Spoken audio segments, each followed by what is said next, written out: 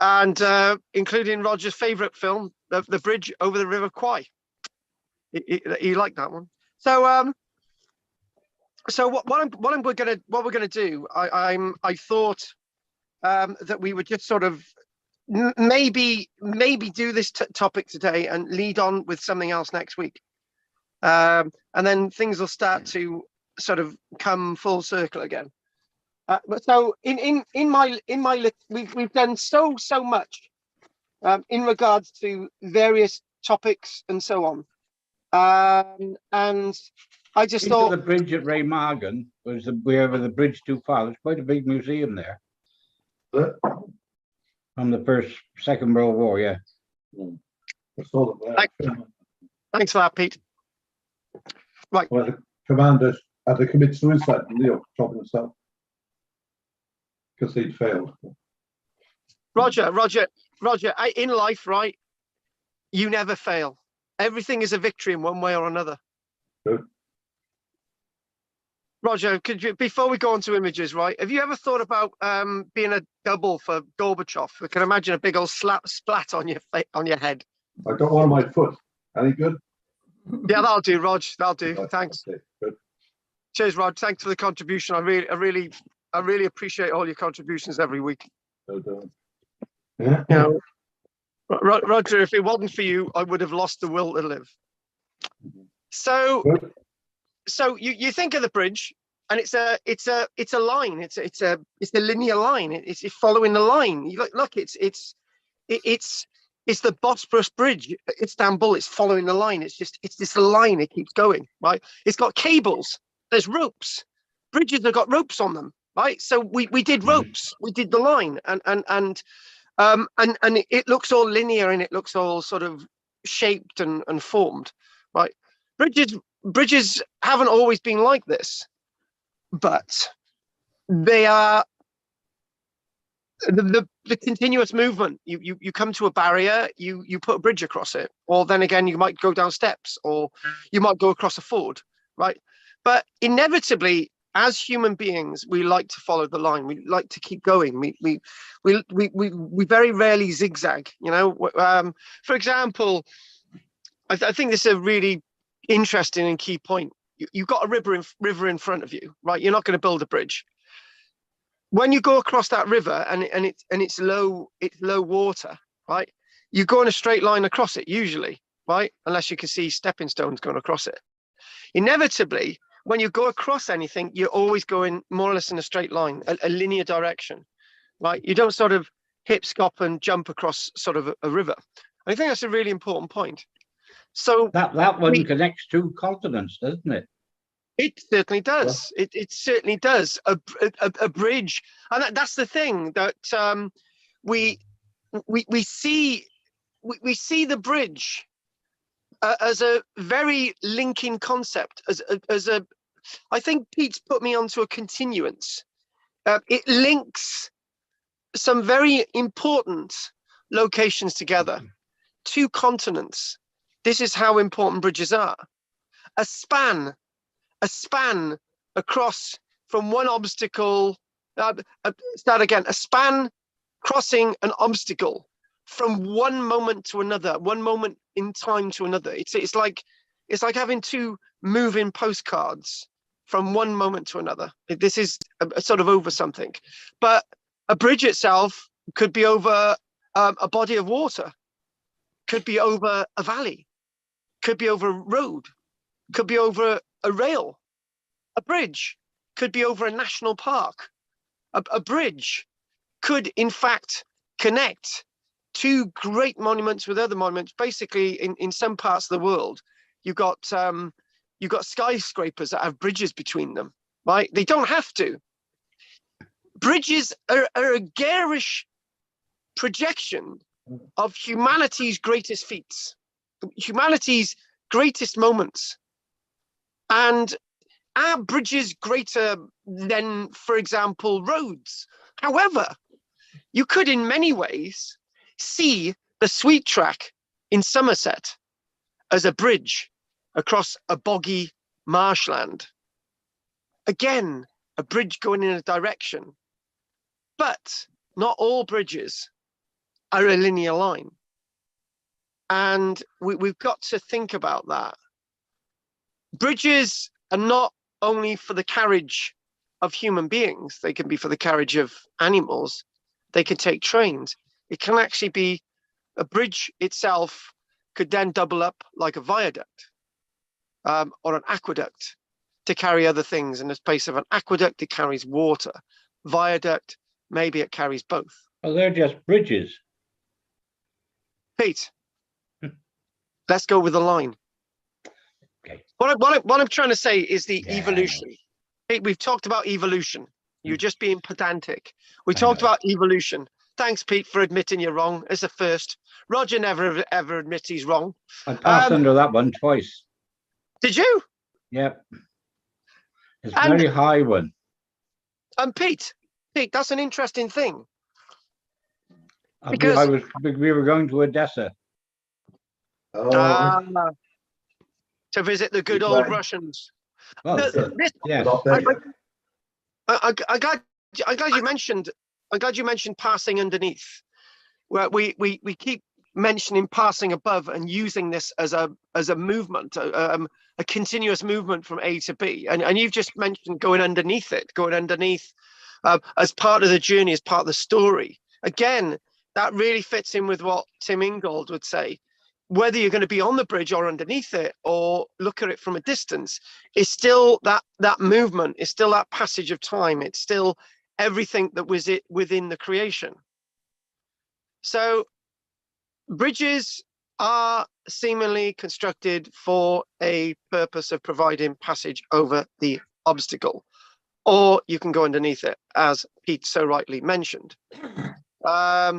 Now, in some ways, bridges don't necessarily need to be constructed, but we construct them because we just simply need to. In the example between two multi-story blocks, there are many different designs of bridges, as we mentioned. Some use the sense of the curvature within the idea of the line or movement, as we will see some examples. Each serving a different particular reaction to a certain situation. Designs of bridges vary depending on factors such as the function of the bridge, the nature of the terrain where the bridge is constructed and anchored, and the material used to make it, and the funds available to build it, and the moment in time. We've got some great spans over the River Tiber, Roman bridges. We've got some bridges built from the time of the Great Fire of London going over the River Thames, for example. We have the likes of the Golden Gate Bridge, all these names for bridges that seemingly go into our consciousness. They're all links. They're all continuation. Now, they can be bridges are powerful symbols. Peter mentioned they are powerful symbols of unity. They can also be very powerful symbols of division, i.e., the Prince Charles Bridge between England and Wales. You think, oh, we don't want to be linked with England, we just don't want to be there, right? So they can be the sense of an idea of division. And popularly, we go to underneath the Fort Pitt Bridge in Pittsburgh in the United States. But we also think about bridges as being very important symbols in warfare. Pete mentioned one. But we also think about the Battle of Stamford Bridge in September 1066, a bridge being used as a moment in history. Bridges are moments in history. They're time capsules of that movement within our history. Again, following that line, following the movement, following how these things are constructed. Bridges don't necessarily need to be like this in the sense of it's just a bridge on some stone piers. It's not just a bridge on some stone piers at all. Bridges are extremely complicated, emboldened embodiments of human projections of our ability to create things. Loads of really nice words there, but that's very, very true. For example, I don't know if we got an example today. I didn't put one in, but if one crops up, if we scroll through a bit more. But in Greece, for example, you just you can't really build bridges in the same way you build them in the United States, simply because we've got activity. We've got tectonic plates, and obviously, if you've got piers supporting a bridge, and the piers move too much, the whole thing's going to collapse. So you've got bridges themselves that are built so that they can move. They could juggle around when there's seismic activity. Okay.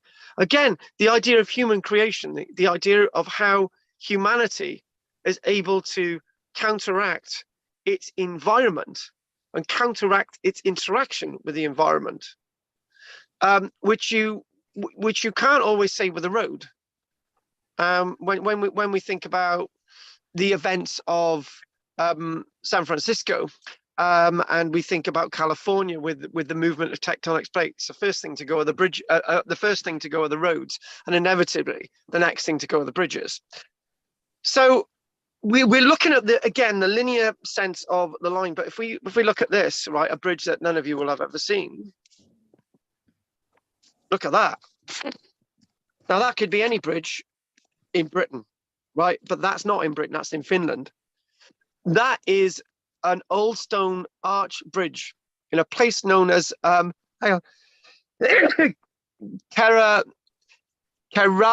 Bridge in Finland. Kurava Bridge in Finland.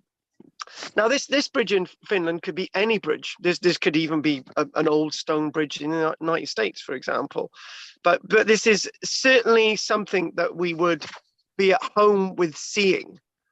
The Kurava Bridge, and it's very near Helsinki, actually. And we think of something like this, and we think immediately what we've got the passage of the road going over this, but we've got an arch. We've got an arch, but when you think about the arch, if you take a bit of rope from the butt at one side, and you take a bit of rope to the butt at the other side, and you follow the arch, and then you stretch out the rope, it's a straight line, right? So again, even though it's a curve, it's still a straight line. It's the passage of time, it's passage of movement, and things go under it, things go above it. It's there for a time. It's there to allow passage along that sense of the line. And again, water's flowing there, and you take foot traffic or whatever above it. Again, this could be a bridge anywhere in Britain. This could be a bridge built in the late medieval period, or it could be a bridge built which has got a canal underneath. So we could think of an area that we've never covered in regards to our Paleolithic lectures and our lectures in regards to the Mesolithic period. And one thing I'm talking about is that when our ancestors had a problem crossing something, hang on a minute, hang on, why is it not moving? Hang on a minute. Okay, that's not the example I wanted, but there's a point to be made. When our ancestors, for example, in the Paleolithic period, the Mesolithic period, Neolithic period, and they've got a river in front of them, or they've got a stream in front of them. How do they cross it, right? Is there a concept that they might build a line, a rope between a tree on one side and a tree on another, so they could get across? Are they going to endanger themselves by crossing that river? They can't cross it. They can't cross it with animals, right? Or a tree falls across the river. It's a crossing point. It's a natural crossing point. Now, and humans and animals can move across that tree. I did say at the beginning that bridges are man-made creations, but you can get early bridges, fallen trees. We see it. Trees falling across a river. So you can now link, as Peter did earlier on, you can link two continents. In fact, you can readily link one side of the riverbank to the other side of the riverbank with a naturally fallen tree. For the first time, with a fast flowing ebb of water in front of you, suddenly you're able to cross over this fallen tree. Now, our ancestors would have very much been aware of the power of Mother Nature and being then able to create something, a rope bridge. Now, that's one thing that we saw in Incan society. You'd have these long roadways, right? And then suddenly what you would see, you'd have a bridge, a rope bridge across a chasm or a gorge or a river or something, or there's a big drop there, right? So they were able to do it. And I would say that we can't just see that we're looking at bridges today as in the past 2,000, 3,000 years as something of our invention, natural inventions, natural ability to move. You know, I can remember those wonderful films from the 1950s, the Jules Verne's one, Journey to the Center of the Earth, and they would think, oh my God, you know, we can't get across that, and then suddenly there's a tree falling across it, and you think, oh great, you know, you get natural progressions of humanity. And also we think of something equally more simple, the idea of the stepping stone. A stepping stone bridge. Are stepping stones a bridge, right? What is the etymology, the terminology of the meaning of a bridge, which we'll go on to? But you could think stepping stones placed across a river, or a mire. Then we move into the boardwalks of the Neolithic period, for example, to go across marshland. Yeah, so we think that we need, or animals, or naturally, or whoever needs to progress. I will make another point. When we were looking at, for example, roadways and trackways, we focused on human movement. One thing that we didn't mention, and I know I mentioned it in passing, is the movement of animals. If an animal wants to get from that place to that place on a regular basis, right, they will keep walking that route, right?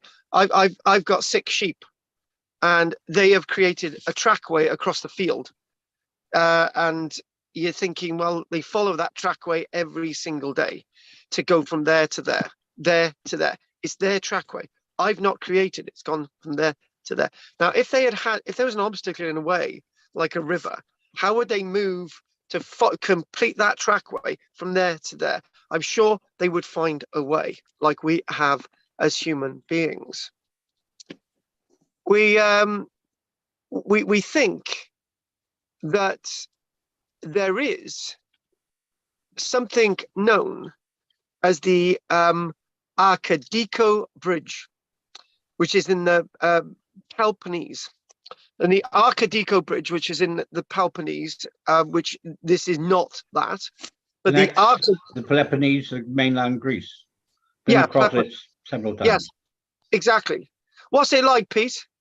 Well, it's just it's a bridge. I'm trying to remember exactly what it looked like. Went across it with a motorhome, because we went from the Peloponnese to Athens, and you have to cross that bridge to get to Athens. Do you want the very original one, Pete? Well, that probably, I'm talking about the 1970s, so no, it wouldn't be the original. Right, we're going to do the original, Pete. Now, this bridge itself, we're going to do the original now. I wasn't going to do the original, right, but I'm just so intrigued by this. And the Arcadico Bridge. And this bridge itself is believed to be one of the oldest surviving stone bridges anywhere on the planet, right? And there's Pete's motorhome. We were at Mycenae. We'd been to Mycenae at the same time. It's great, isn't it, Pete? This bridge. It is. Yep. Yeah. We'll enlarge on that. We'll just share the moment a minute. Hang on. That's not that clear. Let's just. That's it from above. Just basically a trackway. And there there it is, looking at this bridge. It's a tiny little bridge, right? But then again, it's a bridge that's over 3,300 years old. You know, a massive date to it. It's saying itself that it's Mycenaean in date. So this is the time of Homer's Iliad from 3,300 years ago, and it's only 22 meters long. It's under 6 meters wide. So you can get your motorhome across it, and it's 4 meters high. But then again, it's a bridge itself that is incredibly old. And I just wanted to sort of show us that, because my notes, and I just thought that would be great, and we've done it. The Arcadico Bridge. So you must have gone across a more modern one in the Peloponnese, or was that an old one? Well, the crossing from the Peloponnese to mainland Greece was a much more modern one, obviously. Yeah, and this is a littler one. But then again, Pete, it's a littler one, and it's still there today. Will the one that you cross still be there in, what is it, 3,300 years? We don't know. I doubt it very much. Doubt it very much. I will go with that. So this is one of the oldest arch bridges still in existence and still in modern day use. So I tell you what, Wimpy should take a note out of the book of these. You know, it's definitely definitely something. So what we're going to do now, we're going to think about the etymology.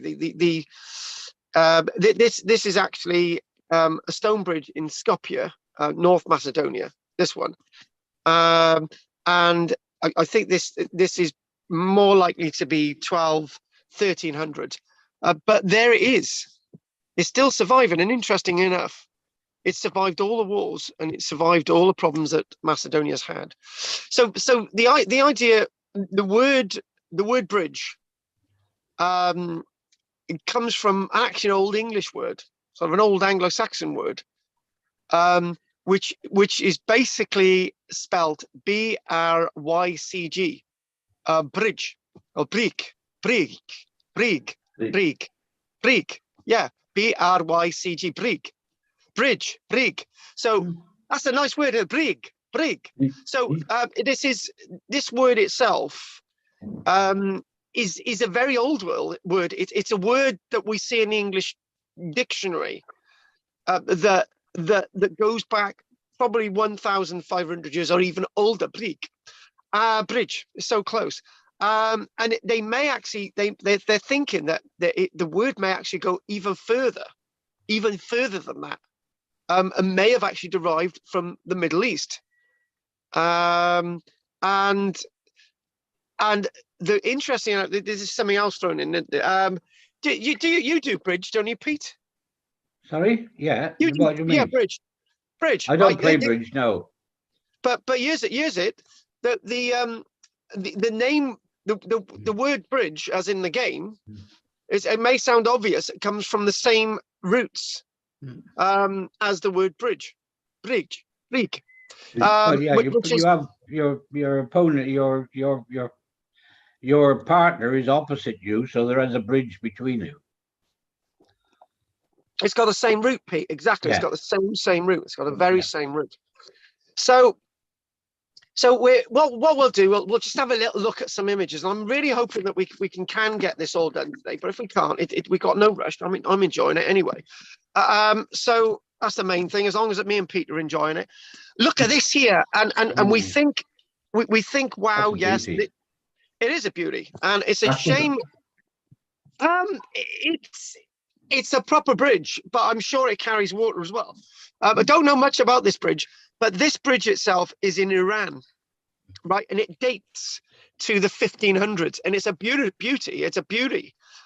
It's known as the Zazu Bridge, Zazu. And the Zazu Bridge itself is still there. And it's a beautiful bridge design. It's Iranian Renaissance, right? It's Iranian Risorgimento, Iranian new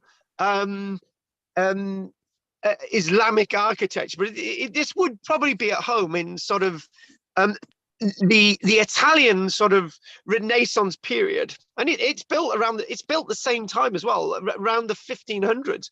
Beautiful bridge. And actually, we've come out, and it looks even more beautiful when it's a bit smaller. We do in many ways think of our bridges, right? But we've seen other bridges, and we thought, well, you know, we don't have the be all and end all on bridges, right? There's a lot to be said about them, and there's a lot to be understood about them. And let's look at the Weatherbury Bridge, which is another little bridge that's just coming in. And we're thinking, well, you know, I'm going to tell you a little bit of an obsession of mine, right? But this itself is actually the Weatherbury Bridge, and then this dates to the 1200s. And this is in Britain. This is Weatherbury, West Yorkshire, over the river Wharfe, and this dates to about the 1200s. It's there. It exists. It's 800 years old or more. And you know, Roger will know the great search in Roman Britain, isn't it, Roger, to find a Roman bridge, Percy Bridge up north. Right. There's, you know, I was reading today about the obsession that people have with Roman roads. I've got over that long since, on the lack of Roman roads in Britain. But the obsession with finding Roman bridges in Britain, that's a bit of an obsession with some people. We think again, and we've mentioned this, about something known as the sweet track, which I'm not going to show you an image today, because the sweet track is actually going to be part of our Thursday, part of our Tuesday evening and our Thursday morning lectures with Archaeology Cymru. And I'll just sort of give you a bit of an idea. Again, we're thinking about an evolving landscape in the Mesolithic period and even before, where what people had was a very wooded landscape. And what they were coming across slowly but surely as the trees were killed off due to salt ingress, lots of marshes were created. And what we do see is the idea of the boardwalk across marshes. And we've got examples of something known as the sweet track, which is over 6,000 years old. And also, there's another site in England that also survives called the post track. When we think about the post tracks, basically what these are, we'll just get the sketching in a minute, right? We'll just do a little bit of sketching, and we'll just come back to those images in a short while. And Roger loves my sketches, don't you, Rog? Oh, yeah. Shut up, Roger. So what we're talking about, we're talking about a marshy landscape. So what you do, you put one stake in the ground, and you put another stake in the ground to create a cross, and you put another stake in the ground, and another stake in the ground and make a cross. And what you do, you put a plank between the two, right? Or maybe two planks. And this would be a walkway across marshland. And we know that these existed across lots of marshland in the Mesolithic and definitely in the Neolithic period. Evidence within the landscape of Somerset. Very simple trackways, but these are not only trackways, they're little miniature bridges that go on forever. And they sort of twist and turn, but they are raised. They are raised, so they come in the category of a roadway, and they also come in the category of like a bridged, a connected landscape to get from sort of this bit of dry land to that bit of an island over there. So we see this type of representation and emboldened connectedness in regards to the likes of Peterborough and Flank Fen. So moving away from that now, if we go back and we go back to where our images were, and we do that, and we go back to this, Roger, stop looking out the window, right? If you do, I'm going to give you 10 lines. And the lines will be, Roger, why I should not upset Karl. You've got to write it 10 times, Roger, if you keep looking out the window. Thanks, Roger. So undoubtedly also, not just the idea of the sweet shack, sort of, something like this in front of us now, which we'll go on to. But undoubtedly, ancient people would also have used log bridges.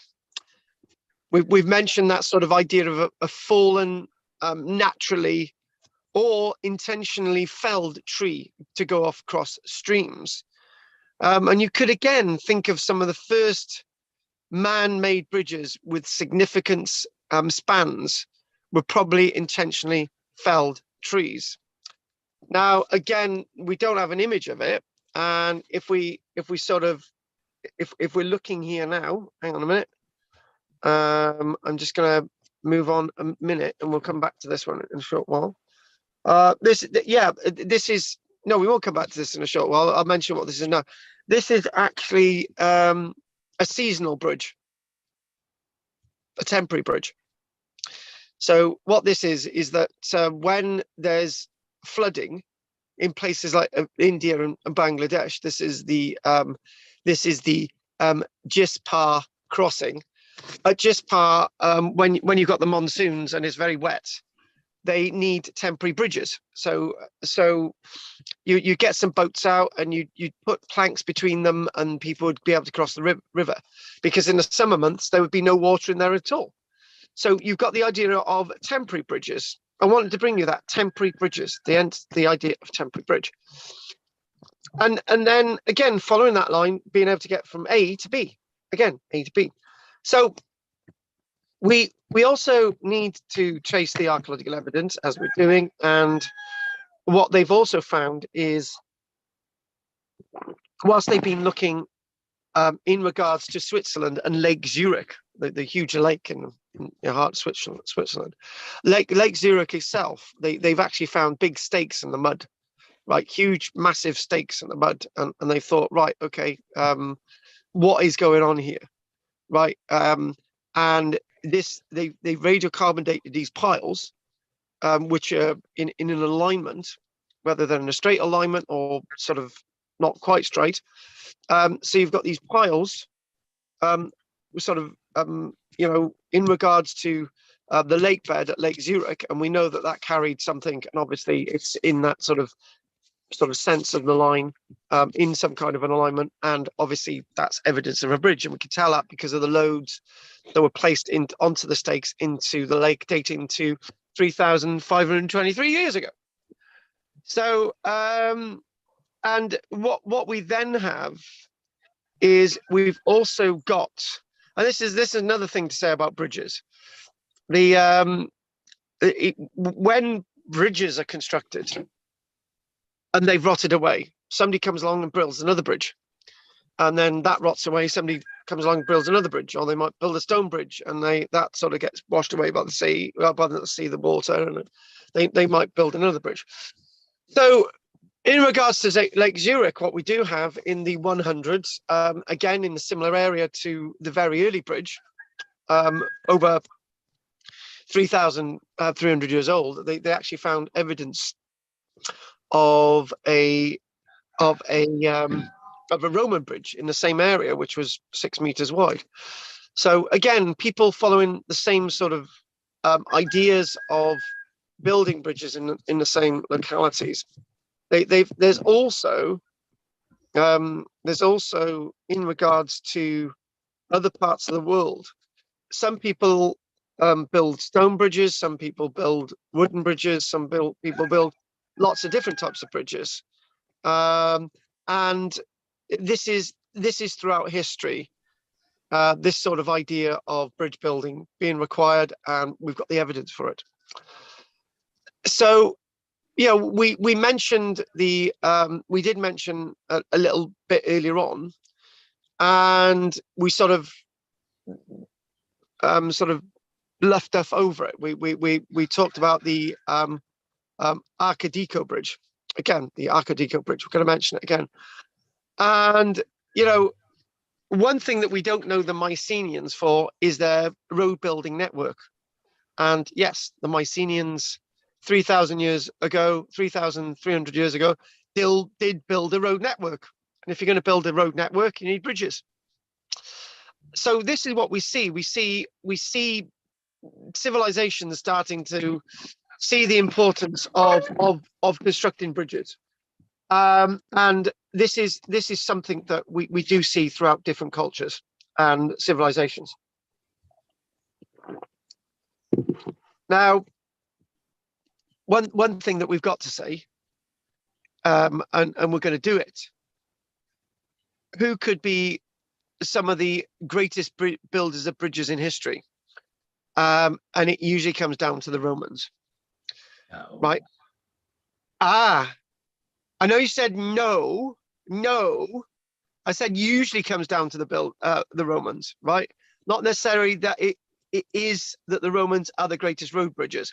We're gonna look at the Alcantara Bridge in a moment, but I've got to come off this, and I've got to let Anne on. So Anne's very late. So Pete, have a go at Anne for being late, ruining our lecture, right? She's ruined our lecture by being late, right? It's stopped my flow. And Anne's going to tell us what she's been up to today. So we'll have a little bit of a lull there while I we got it. Go on, Rog, have a go at Anne. Go on, have a go at her, Rog. Don't be silly, Tony. You don't know why she's late yet. Hang on. What is she? Okay, why can't I have a go at Anne? Don't know the reason why it may not be an attack. All right then. I tell you what, we'll find out what the reason is, and we'll still have a go at her. Anne. Right. Yeah, is that okay, Rog? Oh yeah. Oh, well, then that's acceptable, is it? Right, okay, brilliant. Anne, are you there, Anne? He's muted. Why has she got to be muted? What? Shut up, Roger. Right, Anne, are you there? You haven't put a bridge over to her yet. Yeah. Oh, shut up. Come on, Anne. No, Get up you're there. not allowing me to participate. Hey, yes, yes. Yes, I'm on. What time are you starting? 6. We're Yeah, sitting correct. at What time Quarter are you past 6. starting? 6 We're o'clock. starting at 6. What? What? At 6? Yes. Oh, is that? I'm We sorry. contacted you, but we know that you've been out. You've been on a date with Claire. What happened? Oh, it's all right. But then my daughter called in as well. Oh, dear me. Come on, tell us about the meeting in the pub. We want to know about it quickly. We want a quick break. Come on. Oh no, we just had a catch up. Really. And because she's been not working for 4 weeks or something, or months, I don't know. But sorry, there isn't anything I can tell you about. Yeah, and I'm bored now, right? I'm bloody bored, right? I made a statement there, and somebody disagreed with it, and I said, well, no, I'm not actually saying that, right? I made the statement that the greatest bridge builders of antiquity were the ancient Romans, right? I don't follow that view. Who disagreed with that statement? And give me a reason why you disagree with that statement, because I don't agree with that statement either. Because there were bridges there long before the Romans. Yeah, we love it. Yes. And what are the Romans? Bloody locusts. They steal technology from everyone. Thank you, Pete. That's We'll right, agree yeah, with that they one. were taught by the Celts. Right, Pete. Shut up. Uh-oh. Right. Shut up, Pete. I'm not really interested in any of your opinions. And you can. The Baldrick's upset as well. Well, he's been playing up already. Oh, shut up. Right. Sage The and onion. Roman- Sage and onion.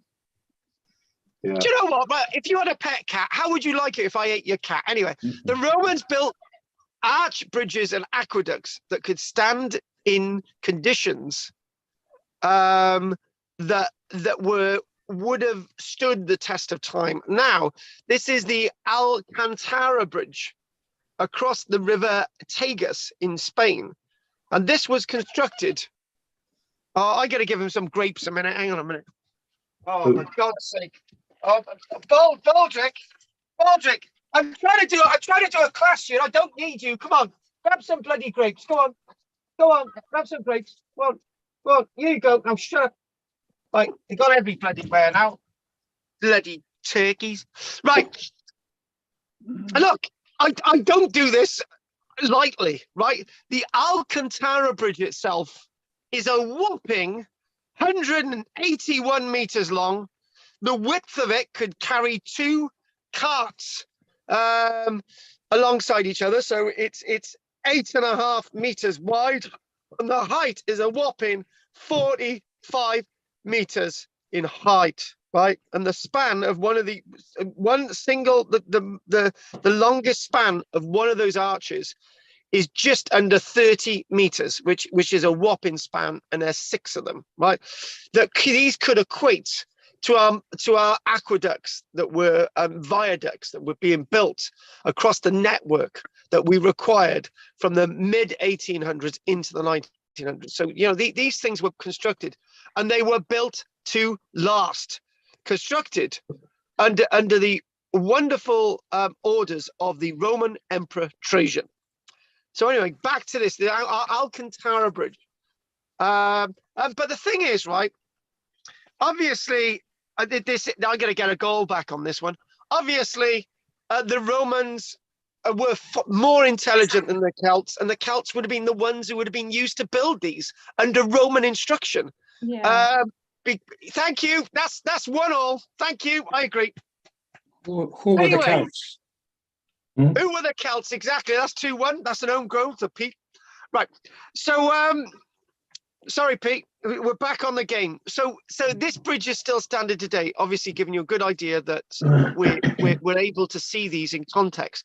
And Pete is right in what we've said. We've looked at that beautiful freestanding bridge, dry stone bridge, the Arcadico Bridge that was constructed 3,300 years ago. Both of them have warranted positive projections of people building bridges in the past. This itself is obviously not dry stone. They use cement, and they use varying cements that reduced the variation of weight and offsetting the weight on the spans of the arches, and obviously using natural stone. The Romans themselves were very good in not only just using stone, but actually using brick and mortar. You know, they had with some of their construction, they actually used volcanic rock, not just sort of quicklime. They use volcanic rock as well. So, and obviously lime and all mixes of components that would put together a mix that would bond the stonework and the brickwork together. When we each arch is absolutely essential, isn't it? And it's a part of physics that they study the keystone in the center of each arch, and that's what holds the whole thing together. Yeah. And you take one of those stones out, Pete, and the whole thing collapses. Absolutely. And the thing is, I know we have a bit of silliness with Celts and Romans and Greeks and all the rest of it. Yeah. But the fact of the matter is, what we've got to say is our ancestors constructed these, whoever they were. Yeah.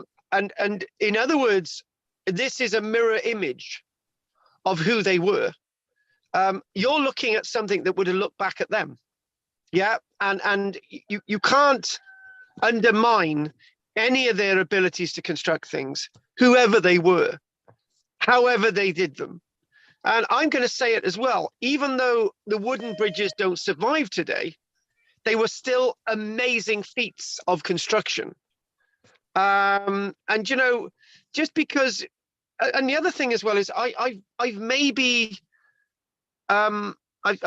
said too much in the way of things lasting, you know, hey, that survived, you know, and that hasn't, right? But we don't know how long things lasted, but we do know that some things have lasted a very, very long period of time. Now, I'm going to mention something now that we don't have any images for, but we go to India, for example, and you know, they talk at a they talk, for example, about the construction of dams and bridges. They're almost in one. And there's something called the Mariah Bridge that was constructed some years before the birth of Christ, the Mariah Bridge. And they talk about these bridges, and they talk about later bridges and the later embodiments of these bridges going throughout history. And they're talking about bridges, right, and dams, but they're talking specifically about bridges, so I don't get lost here, that are constructed using plaited bamboo and iron chains. Plaited bamboo and iron chain bridges. So, okay, let's just think about that. Plaited bamboo, they're using iron, right? So you're thinking about something like the Golden Gate Bridge, which is supported by chains, right? But they used iron chains back then as well. They're using plaited bamboo. And when you think about plaited bamboo, something like that would eventually become very, very strong. And we've got discussions of bridges being constructed by the Mariana civilization, which is before the birth of Christ, the Mariana Bridge, which is near Girnar in India. And we're talking about, then we go into the 300s in India, and there's like talk of all different types of bridges, including these plaited bamboo and iron chain bridges. And if we want to equate some similarities there between the Indian world and, say, for example, the Inca world in South America, we can think about those that were responsible for building bridges was actually the state. The state. That's one thing that we haven't mentioned. You know, I'm very reluctant to talk about who built these bridges sometimes, or who built that wheel, or who built the road, or who built the rope, but in many ways, to build such works like this, the one in front of you, as with India, as with the Incan world, you've got to have state patronage, military patronage, or some kind of commercial reason for these to actually be constructed. And we then move on to China. Yeah, we move on to the Chinese world, and what we do find, and this is going to be rather interesting. I've not seen this next image, right? We're going to chuck it on there. It's known as the Zazu Bridge, which has survived from ancient China, and it's nearly 1,500 years old. So this is what we're going to do now. We're going to put that in there, see if we can get the spelling right. I wasn't going to do this either, but I thought, you know, as we're on this, instead of avoiding looking at some of these things, let's just appreciate other bits of the world. And this bridge itself, I'm seeing the image, it looks fantastic, right? Hang on a minute, the Zazu Bridge, there we go, there it is. Hang on. There we go. There it is. Look at that. You got the line, you got the curve, right? The span there. Let's just think about the Zazu Bridge. This itself is we know who built this. It was Li Shun in the Sui dynasty, dating back to the Zhou dynasty, dating back to about 590 odd 600 years AD. So okay, it's going to be in a few years' time. It's going to be 1,500 years old. Total length is just under 51 meters. The longest span, that's what that is, right? That span itself is just under 38 meters. That span itself, it's an amazing construction. And one thing, if any of you know about the old bridge at Pontypridd, right, you'll also know that these things here to actually offset the weight and to put strength into the bridge. These eyes here, this is what these are. Exactly similar to the big circles placed to take the load and the weight of the original old bridge in Pontypridd, because you know, this is what Pontypridd was called first, the old bridge. So that obviously this itself is a very ancient bridge from China, and again, it's to try. The state was responsible for building this, but look at the way it is. It's still there today, and bridges themselves are in many ways great survivors within the world. They're great survivors and marks of civilization, and they still stand today. You know, just think, my French, and in the right context, apologize for the bad language. China's gone through a lot of shit over the years, right? However, right, these things have survived. It's almost as if people moving across them have appreciated the original builder, the original reason why this was built. And you know, there's a link. There's a link. So we see this, the oldest surviving stone bridge in China. There's lots of references to wooden bridges, but the oldest surviving stone bridge. This bridge is also historically significant, as it is the world's oldest open spandrel stone segmented arch bridge. Segmented arch bridge. This is the type, as we would say, the segmented arch bridge of Pontypridd as well, one that we'd be all very, very familiar with. So we also think, and this is the there's also another bridge that I wasn't going to do with you today, but we're going to do it anyway. It's a bridge actually from the Roman period, and I'm not sure we can find an image, but we'll see if we can. Right, okay, this one. There. It's not surviving today, right? But the Alconitar Bridge. Knew I'd get it eventually. The Alconitar Bridge itself. This was constructed in Spain, in the reign of Trajan, and you know, the longest span would have been 15 meters. The longest span of an arch, a total length of 290 meters across a dried up river margin in the summer months, but in the winter months, look at the flowing water. You could say that in many ways bridges could be seen as a seasonal thing, as we've seen with some examples in India and Bangladesh. We could see them as being a permanent.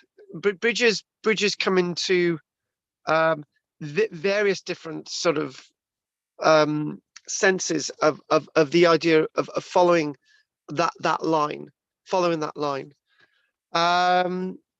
and I just want to go back to where we were, back to the original images, and we will.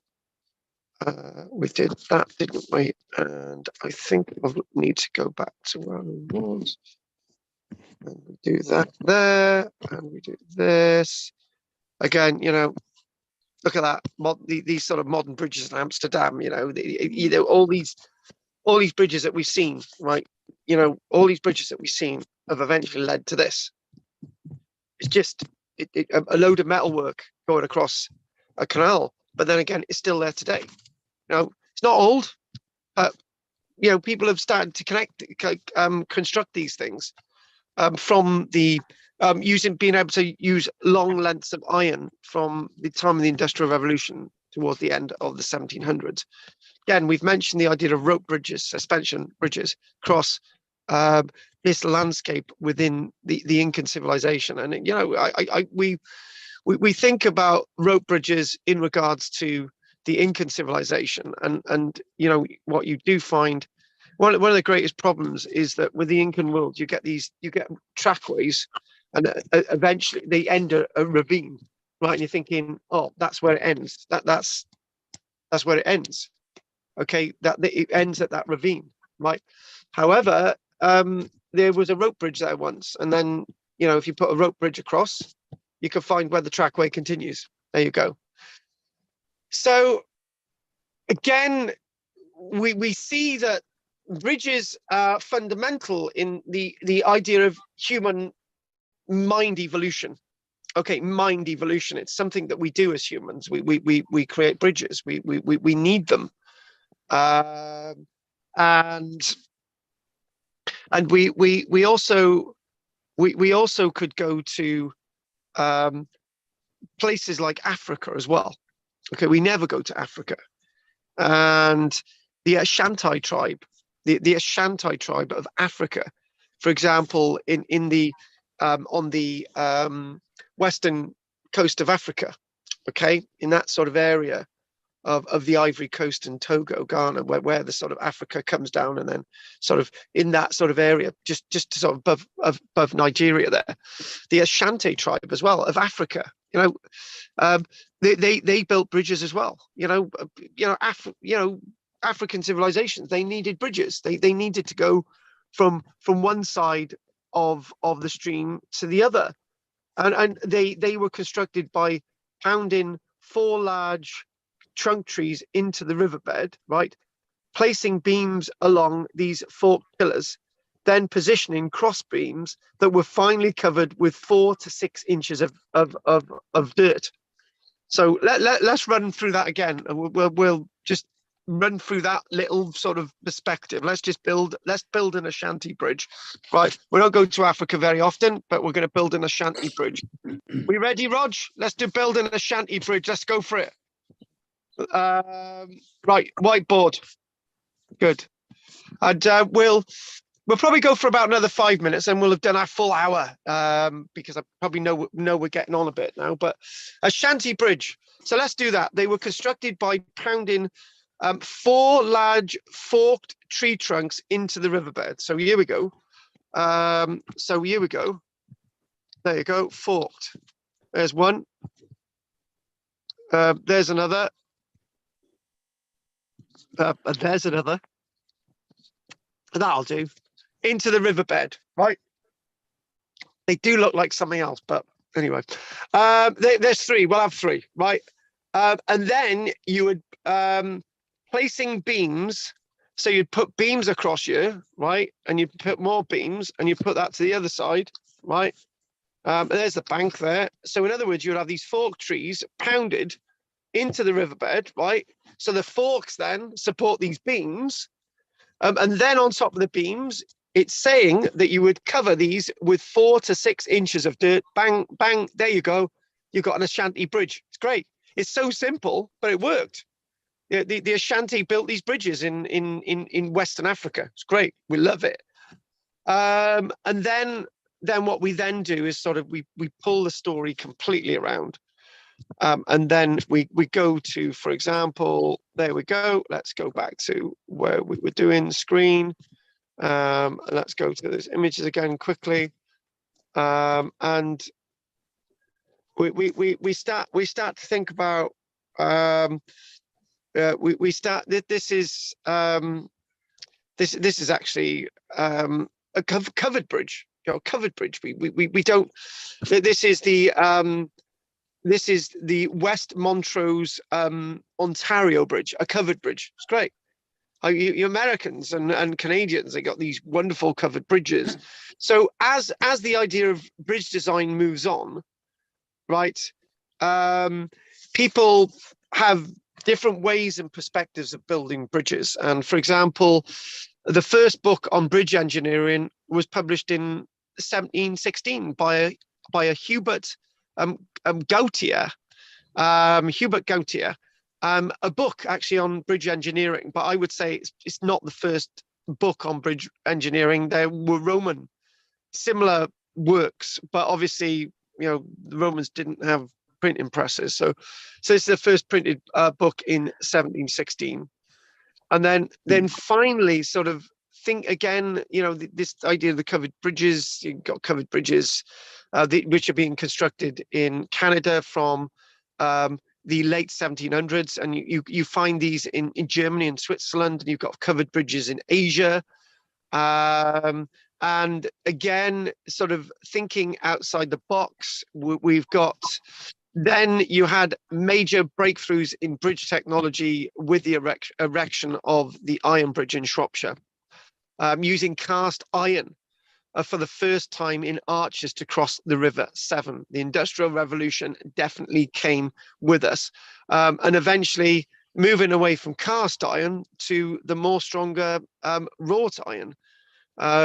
And larger bridges. Iron does not have the tensile strength to support large loads, but you could then support it with iron ropes, as you do see with modern bridges with the tensile strength of steel. And then you've got bridges that can span great distances. And you know, we think about this sort of bridge movement and how bridges have evolved, and maybe what we should do is just finish by looking at you know, just some simple designs of bridges. And you know, you've got that sort of, these sort of types of bridges and designs and so on. But what I'd like to do is finally finish with the bridge that made iron bridges in cast iron the thing to do for quite some years. And what we do, we've got the Iron Bridge at Shropshire, and I've never, it's the Telford Bridge, isn't it? It's the one, Iron Bridge at Telford. I mean, there you go. Let's have this one. 1779, and there she is. And that itself is made with cast iron rather than wrought iron.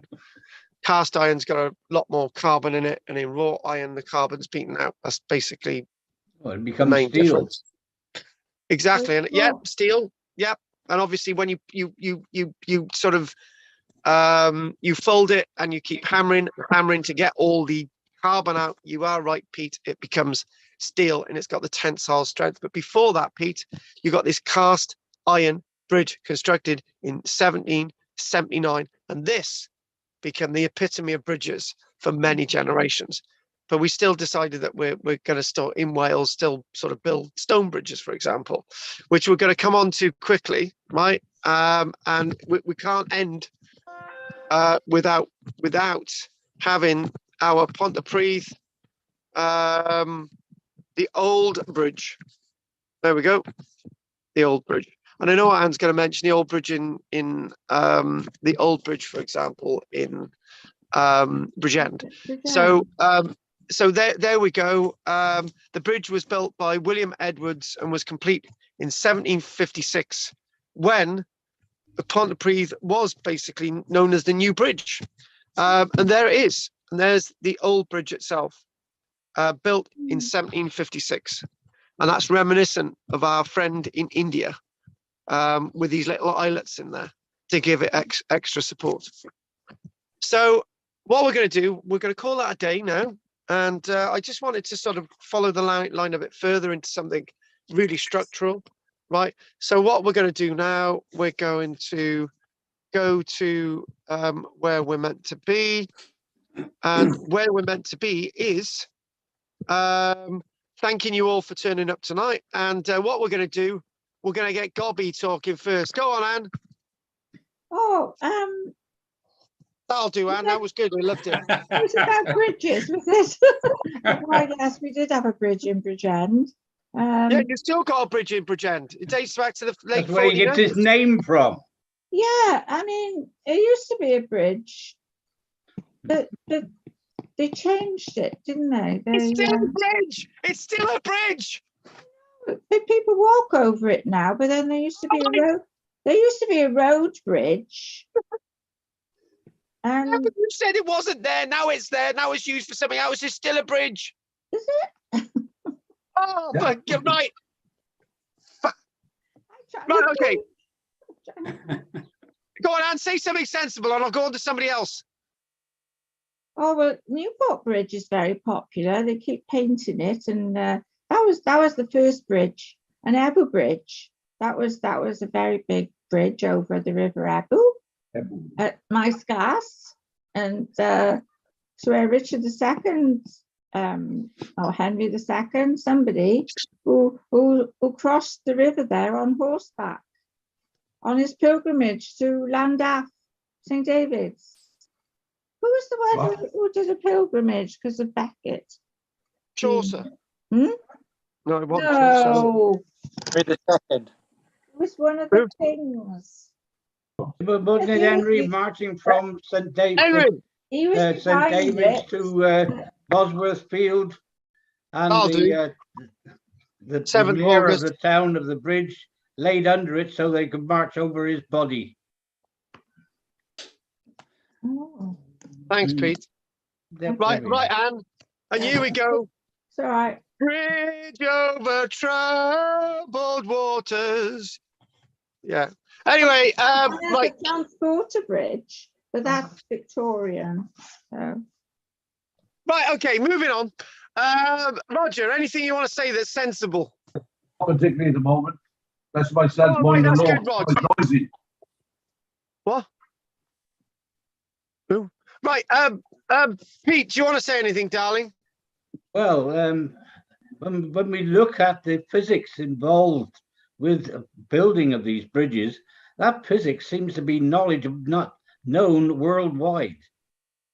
I mean, you've got people using the same physics in Iran as in China as in other countries, so far apart, but they're using the same physics to actually construct their bridge. But there's no links between these civilizations No, in many the physics cases. is the same. The physics is the same, the concept, the idea, the way the human mind evolves. Exactly. That's true, Pete. That's true. As somebody would design a boat to travel somewhere in one part of the world, they do it somewhere else, you know. It was like it was like the journey of Kon-Tiki in from Peru to Easter Island in 1951. And you think about that, and you think about they created a reed raft, but they got reed rafts in Egypt, you know, and you're thinking, well, you know, it's the same technology. It's just a way the human mind eventually overcomes things. William Willis did it with a balsa raft as well. I did it in my Pete. Does it count that I did it in my mind? Is that the same? Well, yep. He broke his back on the journey, and he tied the rope around his feet and hauled himself upside down to extend his spine and repair it. And he actually did that on the trip. Pete, That's a true story. Thanks. We'll do a bit more of that next week. Right, Steve, anything you want to say? The only question I probably had, Carl, and it's probably not one we could be able to answer straight away, but purposes of building bridges are many. We've already discussed.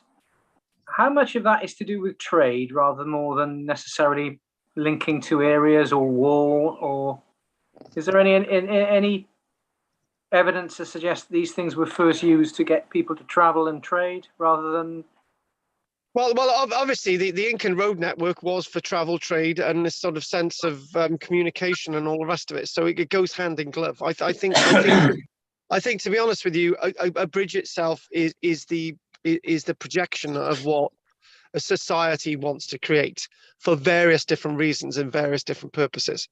So I think it's a sense of more than one reason. And if, for example, a military bridge is built, then later on it's going to have civilian applications. Or likewise, if you've got a civilian bridge, it's going to have military applications. So you know, it's probably a mixture of everything. Okay. Right. So who else have we got left? We got Pat, and then we got Bill, the engineer. Pat. Oh, thank you very much. No questions. When you're coming down to Newquay, Pat, you can, next weekend, I'll have my new boots. Whoa. My new sexy leather boots. Wow. Can I ask Pat if she's ever free on a Friday? Yeah, I am. Because Bill would like to come and have coffee with us. Okay, that'd be grand. Well, I'll give you a ring. Okay. It's too late now. It's too late now. Bill's got to do it. Right. Okay. Right. Okay, Bill. Anything you want to say before we finish tonight? Yeah, you mentioned engineers, and of course, all the old bridges were constructed by engineers, because there was no such thing as civilian engineers then. And you can imagine the likes of Alexander and the Romans, with their incursions into foreign countries, they'd be sending out advanced teams of surveyors and engineers to make sure that any obstruction was bridged. And they built the bridge in advance, etc.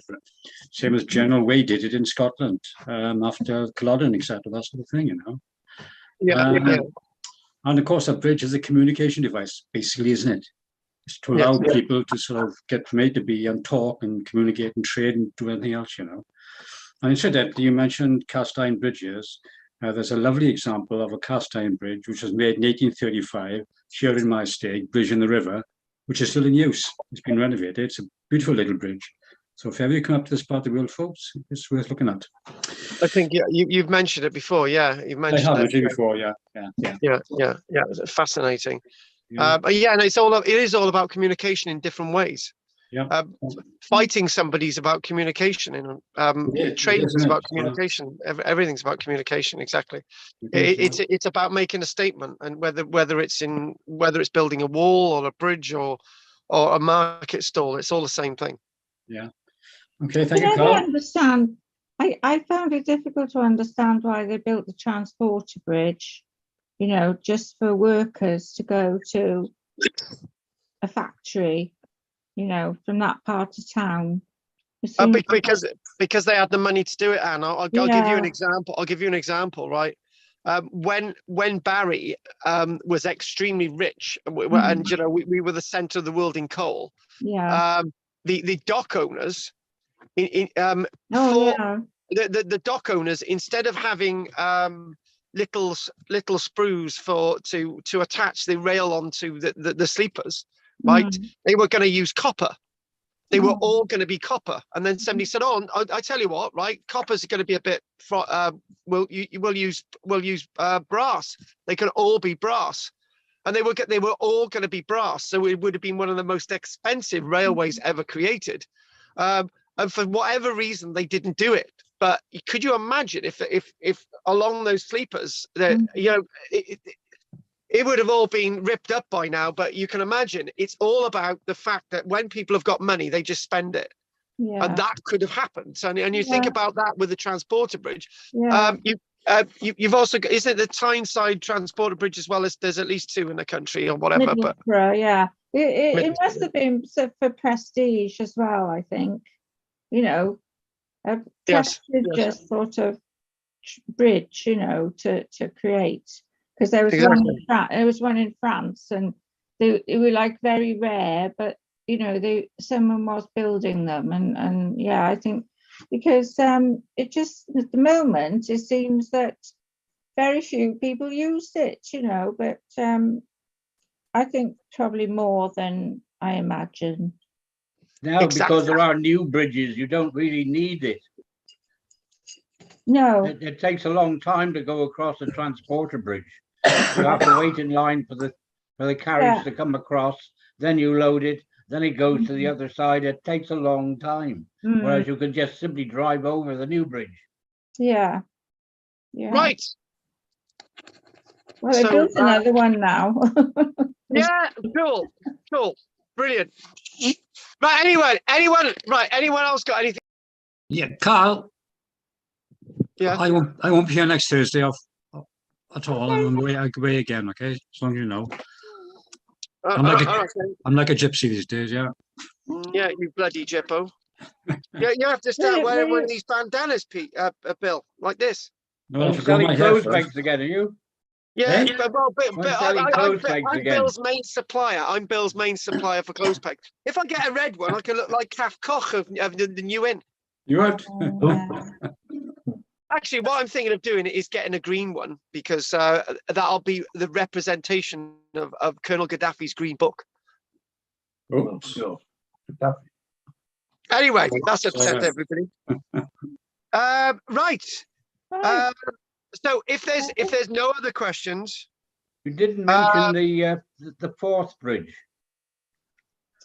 Well, we didn't mention loads of bridges. We didn't I mention know. the But Menai that's Bridge. a very famous one, isn't it?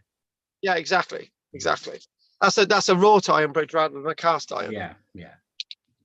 What's the transporter bridge? That's steel, isn't it? It's a load of scrap metal. Yeah. Yeah. Right. On that note, Okay, right? that's it. Yeah. Is there anyone want to say anything else before we finish today? Oh, have a nice weekend. Yeah, we will. We will. It's We going will. to rain. It's going to rain very heavily somewhere. I bloody hope so, because it started raining here. Tomorrow. We need the water for the animals. Exactly. So, right. If there's anyway, thanks for that, Anne, Pat, Bill, Steve, Roger, Peter. If there's nothing else anyone wants to say it now. All right. Good No, night. All right, then. Good night, everyone. Bless. Good Okay, night. I'll see you next week. Nostar. Take care, Nostar. Bill. Nostar. Take care, Pat. No start. And Steve No and Roger start and in Corny. Peter, Slanderfoil. Take care, guys. Bye. Bye. It's only you. Take care, Pat. Bye. Bye-bye. Bye-bye. Anyway, that went very well. Bloody hell. 26 minutes. But okay, I've got to crack on. Okay, guys, I've got to have something to eat as well. Take care. Diolch yn fawr i chi, gwelwch chi eto, ac like and subscribe. Like and subscribe on the channel. Thank you very much. And don't forget to join. Join button at the bottom. Okay, I might actually be sort of changing what I do with YouTube soon, but it's good to have everybody watching still. Take care, guys. Bye. Bye-bye. I'm just going to check the chat box. Nothing in the chat box. Thank you very much. Other than Richard is a full group. Okay, take care, guys. Bye.